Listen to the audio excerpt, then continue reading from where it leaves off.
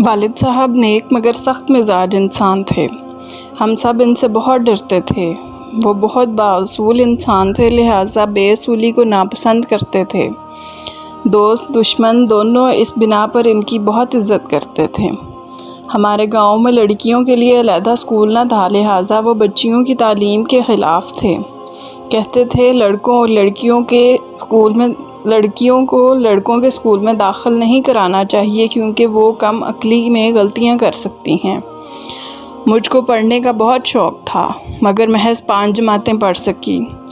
6 سے والد صاحب نے گھر بٹھا دیا۔ ان دنوں یہ صدمہ میرے لیے بڑا اذیت ناک تھا۔ تمام دن اسکول کی سہیلیوں کو یاد کر کے روتی رہتی تھی۔ بھائی نے مجھے گھر پر پڑھانے کا بیڑا اٹھا لیا۔ یوں میرا شوق کو دیکھتے ہوئے انہوں نے بطور پرائیویٹ طلبہ مجھ کو میٹرک کرا دیا۔ میٹرک کے بعد میرے کئی رشتے آئے مگر ابو کو یہ رشتہ پسند نہ آتے تھے۔ وہ ہر رشتے میں کوئی نہ کوئی خامی نکال لیتے تھے۔ وہ ہمارے رشتے بھی اپنے اصولوں کے مطابق کرنا چاہتے تھے۔ اس احتیاط اور مین میخ میں 25 برس کی ہو گئی۔ اب والدہ کو میری بے حد فکر لگی ہوتی تھی۔ وہ بیمار رہتی تھیں، چاہتی تھیں کہ ان کی زندگی میں اپنے گھر کی ہو جاؤں۔ میں قبول صورت کی تھی، بہت حسین جمیل نہ تھی اور معمولی تعلیم یافتہ تھی۔ ایک وقت آیا کہ میرے رشتے آنا بند ہو گئے۔ اس کے بعد اچانک امی بیمار پڑ گئیں۔ علاج معالجے کے باوجود صحت بہتر ہونے کی بجائے گرنے لگی۔ کسی کی کچھ سمجھ میں نہ آتا تھا ان کو کیا ہوا ہے۔ بالآخر ایک دن خون کی الٹی آئی اور وہ خالق حقیقی سے جا ملیں۔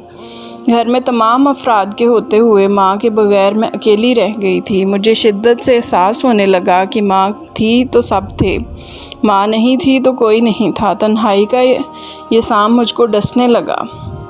ہر شخص اپنی زندگی میں مگن تھا، کسی نے میرا احساس نہیں کیا۔ اب مجھے بری طرح ایک دوست، غمگسار جیون ساتھی کی ضرورت محسوس ہونے لگی۔ یہ وہ عمر تھی جب ہر لڑکی اپنا گھر بسانا چاہتی ہے، وہ پوری طرح شادی کے لیے تیار ہوتی ہے، لیکن اس کے لیے رشتے آنا مسئلہ ہو جاتا ہے۔ میری عمر تھی کہ کوئی اچھا رشتہ آ جائے اور میری دعا تھی کہ کوئی اچھا رشتہ آ جائے اور مجھے جیون ساتھی مل جائے، مگر رشتے نہیں آتے تھے۔ میں 5 وقت نماز پڑھتی تھی، دعا کرتی تھی، اے اللہ مجھے میرے گھر کا کر دے، کیونکہ بھابھیوں کا سلوک اچھا نہ تھا جس سے میرے دل کو ٹھیس پہنچتی تھی۔ آخر دعائیں قبول ہو گئیں، ایک رشتہ آ گیا۔ اب مرحلہ یہ تھا کہ والد صاحب کو بھی پسند آ جائے۔ خدا کی کرنی ان کو بھی رشتہ ٹھیک لگا۔ یہ لوگ منگنی فوراً کرنا چاہتے تھے، شادی کے لیے انہیں بھی کچھ وقت درکار تھا، جبکہ والد صاحب چاہتے تھے کہ شادی فوراً ہو، مگر پھر کچھ سوچ کر رشتے کو ہاتھ سے نہ جانے دیا اور ان کو وقت دیا۔ یوں رشتہ طے پا گیا۔ مجھ پر اس تبدیلی کا بڑا اچھا اثر ہوا، خوش رہنے لگی، ایک احساس لڑکی تھی۔ یہ خوشی میرے لیے بہت بڑی تھی کہ جیون ساتھی مل جائے گا تو زندگی خوبصورت ہو جائے گی۔ لڑکے والوں نے 3 سال کی مدت مانگی، گرچہ یہ بہت طویل عرصہ تھا مگر ان کی بات ماننا ہی بنی اور ورنہ رشتہ ٹوٹ جاتا۔ خدا کر کے 3 سال بیت گئے۔ لڑکے والے شادی کی تاریخ لینے آئے مگر شادی سے چند دن پہلے والد صاحب کسی اصولی موقف پر ان سے تکرار کر بیٹھے۔ یوں یہ رشتہ ٹوٹ گیا۔ مگر کسی نے بتایا کہ وہ لوگ بجلی چوری کر کے گھر کے AC وغیرہ چلاتے تھے۔ انہوں نے یہ بات ابو کو فخریہ بتائی تو وہ ناراضگی کا اظہار کر بیٹھے کہ یہ غلط ہے، آپ لوگ بجلی چوری کرتے ہیں، ملک کا نقصان کرتے ہیں، یہ اصول کے خلاف ہے، اپنی اصلاح کر لیں۔ ان لوگوں کو والد صاحب کی یہ تکرار ناگوار گزری اور رشتہ ٹوٹ گیا۔ میں صدمے میں چلی گئی۔ والد بھی پریشان تھے مگر وہ اپنی سوچوں کو درست خیال کرتے تھے اور اپنے موقفین پر پشیمان نہیں تھے۔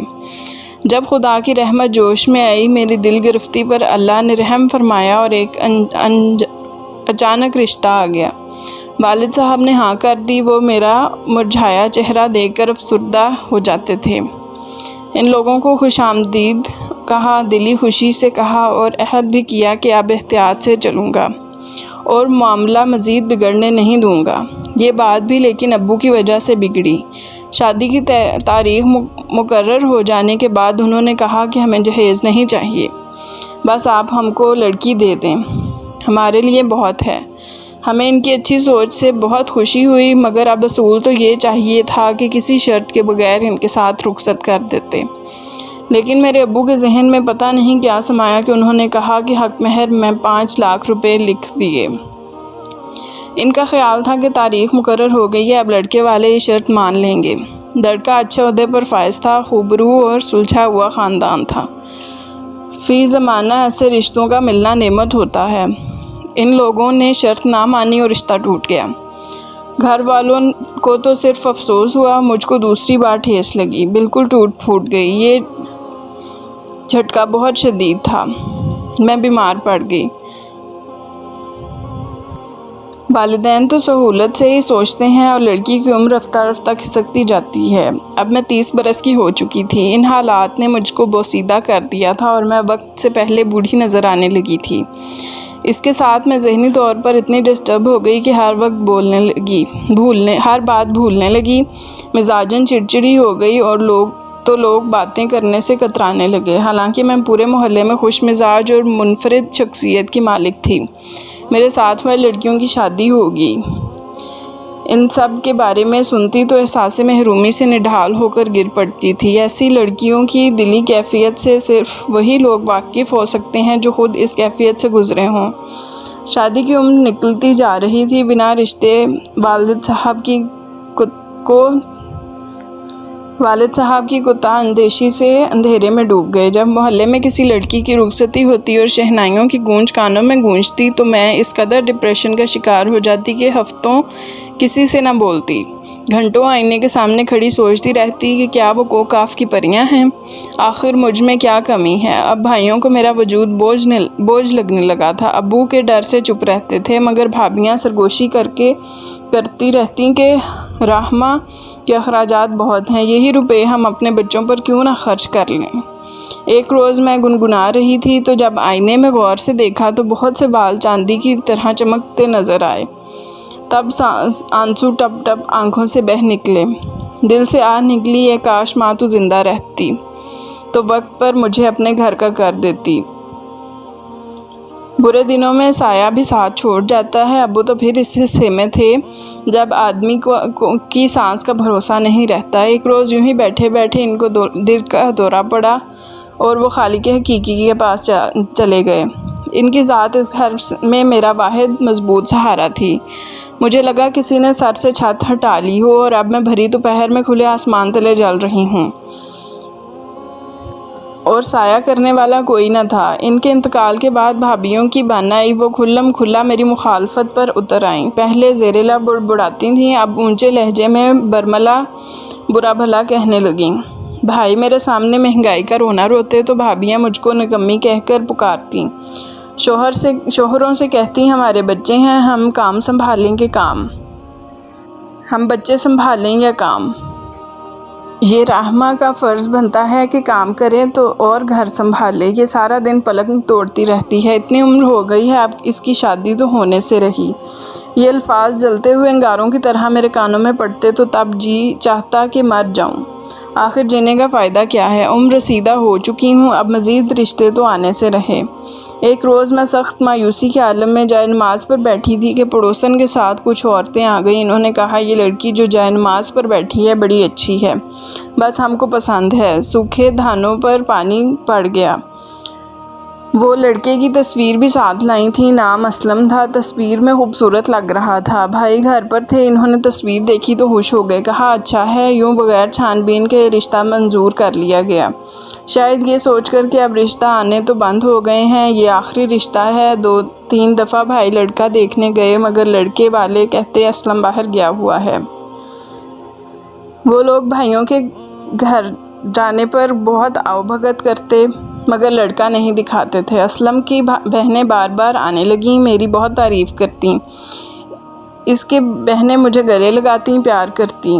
یوں انہوں نے محض لڑکے کی تصویر دکھا کر شادی کی تاریخ رکھوا لی۔ میں چاہتی تھی کہ میرے بھائی بھابیاں لڑکے کو ضرور دیکھیں، ان سے ملیں، گھر بلائیں، پھر شادی کی تاریخ دیں، مگر گھر والوں کو جلدی تھی کہ بار بار رشتے ٹوٹنے سے ایک خوف سا تھا ان کے دلوں میں بیٹھ گیا تھا کہ اس مرتبہ اگر رشتہ ٹوٹ گیا تو لازماً پھر کوئی رشتہ نہیں آئے گا۔ شادی والے دن مجھے خوف محسوس ہوا، میں بری طرح روئی، روتے روتے حالت غیر ہو گئی۔ فوراً بھابھی اور بھائی مجھے نزدیک کلینک لے گئے جہاں مجھے طاقت کا انجیکشن لگایا گیا۔ حالت مزید خراب ہو گئی کیونکہ انجیکشن صحیح نہ تھا جس کا رد عمل ہو گیا تھا۔ آدھی ادھر بارات آ گئی تھی، عورتیں دلہن دیکھنا چاہتی تھیں، دلہن ہوتی تو دکھاتے۔ بڑی مشکل سے باراتی عورتوں کو روکا گیا کہ کمرے میں دلہن تیار ہو رہی ہے، اندر سے کنڈی لگا دی گئی، جب تیار ہو جائے گی تو دیکھ لینا۔ 3-4 گھنٹے بعد میری حالت کچھ سنبھلی کیونکہ ڈاکٹر نے فوراً ایک دوسرا انجیکشن لگا کر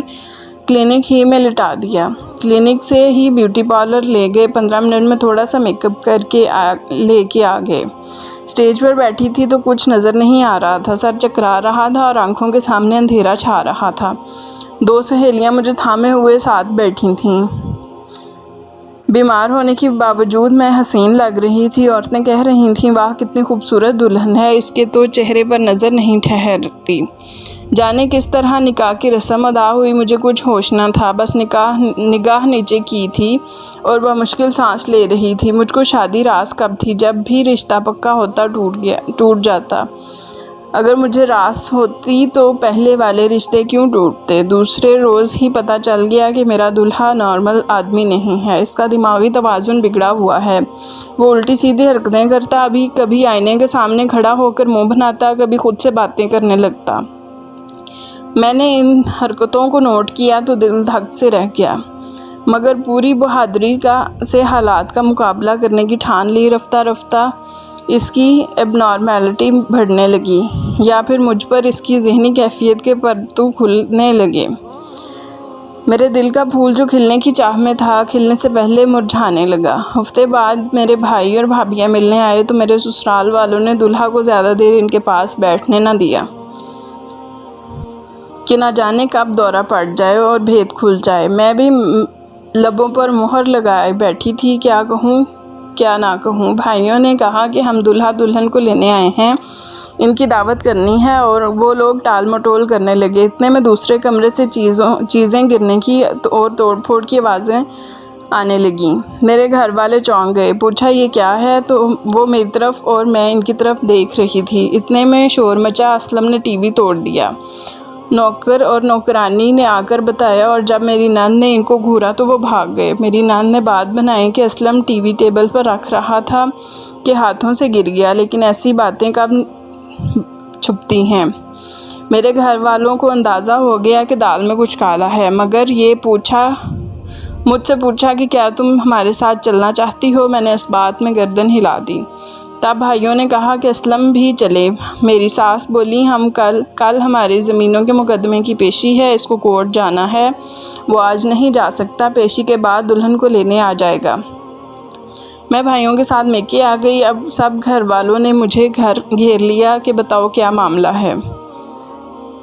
اسلم صحیح تو ہے، مجھے بتانا ہی پڑا کہ وہ صحیح نہیں ہے۔ پہلے 2-3 روز بالکل نارمل رہا، پھر اس کا رویہ اچانک اب نارمل ہو گیا، جیسے دورہ پڑ گیا ہو۔ وہ عجیب و غریب حرکتیں کرنے لگا، الٹے سیدھے اشارے، کبھی خود سے باتیں۔ یقیناً وہ ذہنی طور پر اپسیٹ ہے، خدا جانے کس وجہ سے ہے، یہ تو ان کے گھر والوں کو پتہ ہوگا، مگر وہ ٹھیک نہیں ہے۔ بھائی نے آپس میں صلاح مشورے کیے، پھر کہا کہ رحمہ اب کی تو تم کو سسرال چھوڑ آتے ہیں، کچھ دن اور دیکھ لیتے ہیں۔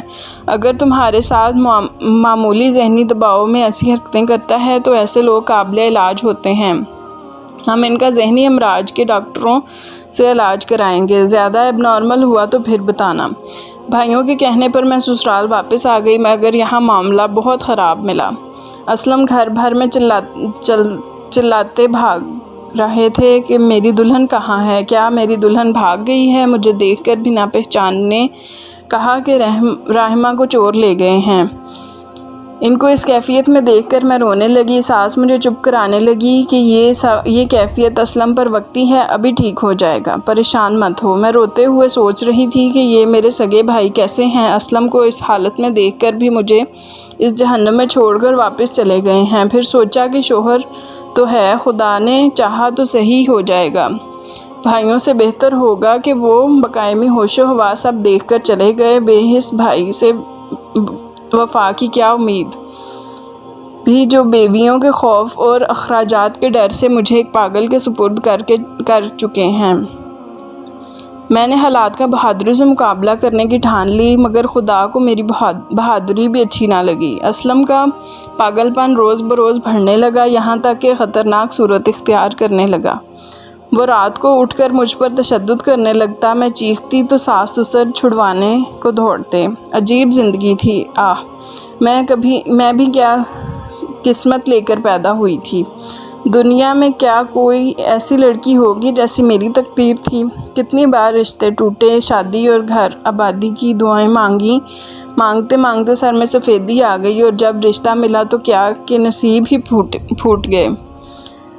جب ساس مجھے صبر کی تلقین کرتی، جی چاہتا اس بڑھیا کا منہ نوچ لوں۔ قصور اسلم کا تھا نہ میرا قصور تھا، سراسر اسی عورت کا تھا جس نے ہمارے ساتھ دھوکہ کیا، اور اب کہتی تھی کہ میں اسلم کی شادی اس لیے کی تھی کہ ڈاکٹر نے کہا تھا اس کی شادی کر دو، دماغ کا خلل ٹھیک ہو جائے گا۔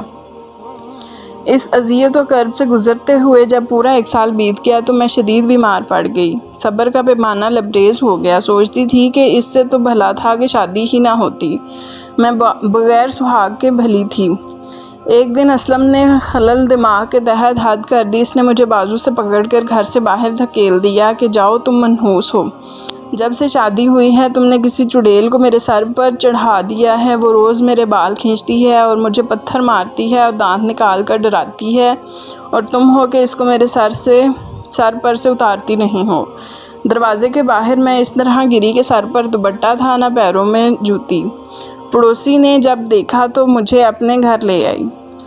اس کی بیوی نے اپنی چادر اور جوتی دی اور کہا کہ بس حد ہو چکی ہے، اب تم ان بے رحم لوگوں کے ساتھ مت رہو بلکہ اپنے بھائیوں کے گھر چلی جاؤ۔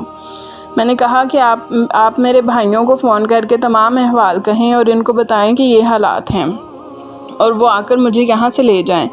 پڑوسی نے حالات بتائے۔ میرے بھائیوں نے جھوٹ موٹ کہہ دیا کہ وہ آ رہے ہیں، مگر وہ نہ آئے، یہاں تک کہ 1 ہفتہ گزر گیا۔ تب پڑوسی کہنے لگا ہم زیادہ دن آپ کو نہیں رکھ سکتے، اسلم کے والدین ہم سے جھگڑا کر رہے ہیں، بہتر ہے کہ آپ واپس چلی جائیں یا پھر دارالامان چلی جائیں۔ میں نے کہا ایک پاگل کے ساتھ رہنے سے بہتر ہے کہ میں دارالامان چلی جاؤں، آپ مجھے وہاں چھوڑ آئیں۔ انہوں نے مجھے شہر کے ایک فلاحی ادارے میں چھوڑ دیا۔ اس روز سے لے کر میں آج تک یہاں ہوں۔ اس ادارے میں ایک شعبے کی انچارج ہوں اور یتیم بچوں کی دیکھ بھال کا فریضہ میرے ذمہ ہے۔ کبھی کبھی کوئی ایب نارمل بچہ آ جاتا ہے تو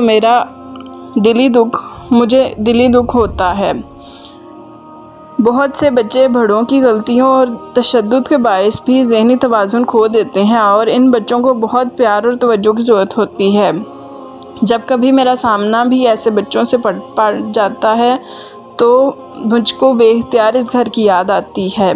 پتہ نہیں وہ بیچارہ کس کارن ایسا بنا تھا، پیدائشی خلل دماغ کا تھا یا باپ کے گھر کے حالات نے اسے ایسا کر دیا تھا۔ آج بھی خدا سے شکوہ کرتی ہوں کہ مجھے کیوں نہ آباد کیا، کیوں میری قسمت میں تنہائیاں لکھیں، آخر میرا قصور کیا تھا؟